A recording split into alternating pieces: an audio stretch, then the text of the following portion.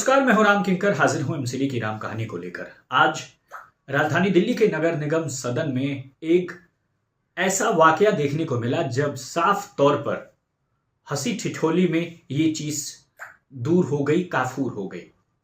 हुआ यूं था कि नाजिया दानिश, जो कि कांग्रेस की पार्षदा हैं, आज वह बजट भाषण अपना पढ़ रही थी और जब उन्होंने शुरुआत की उससे पहले मेयर जब उन्हें कहते कि आप भाषण पढ़िए, मेयर ने पहले तो 2 से 3 बार उनका गलत नाम लिया, लेकिन उसके बाद उन्होंने सही नाम लेते हुए कहा आपको सदन में अपना जो है पक्ष है वो रखने की इजाजत है। नाजिया दानिश ने अपनी शुरुआत की, उससे पहले उन्होंने कहा हाउस में यहां के लोगों को रमजान मुबारक। अब रमजान मुबारक हुआ तो उसके बाद से विपक्ष की तरफ से आवाज आई, यानी बीजेपी की तरफ से आवाज आई कि होली मुबारक भी तो बोल दीजिए। लेकिन नाजिया दानिश ने न इनकार किया और न ही बोला, लेकिन साफ तौर पर उन्होंने ये कहा अभी तो अगला हाउस 12 को है।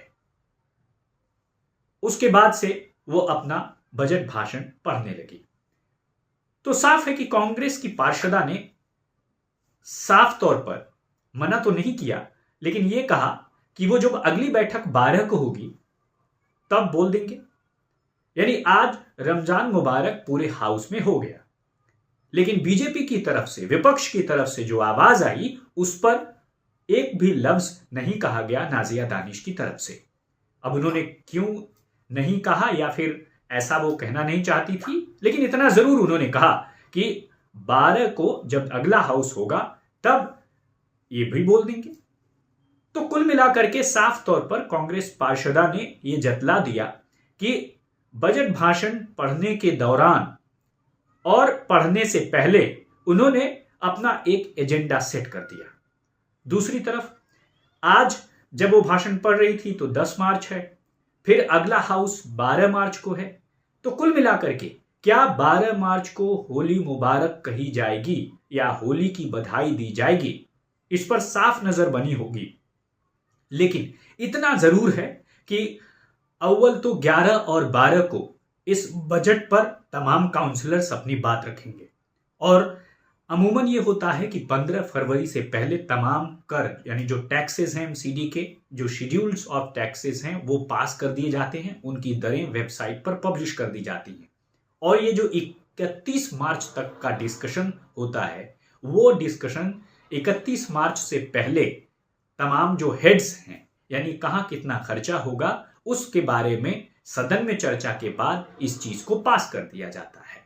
लेकिन साफ है कि ये जब सब कुछ होगा वो होगा 19 मार्च को, जब नेता सदन मुकेश गोयल, जो कि आम आदमी पार्टी के पार्षद हैं आदर्श नगर इलाके से, वो अपना वक्तव्य बजट पर रखेंगे। तब जाकर साफ हो पाएगा कि आखिरकार इस ताजा हेड में कौन कौन से ऐसे हेड हैं, यानी मद हैं, जहां पर कितना खर्चा होगा, कितनी रकम किन किन स्रोतों से जुटाई जाएगी।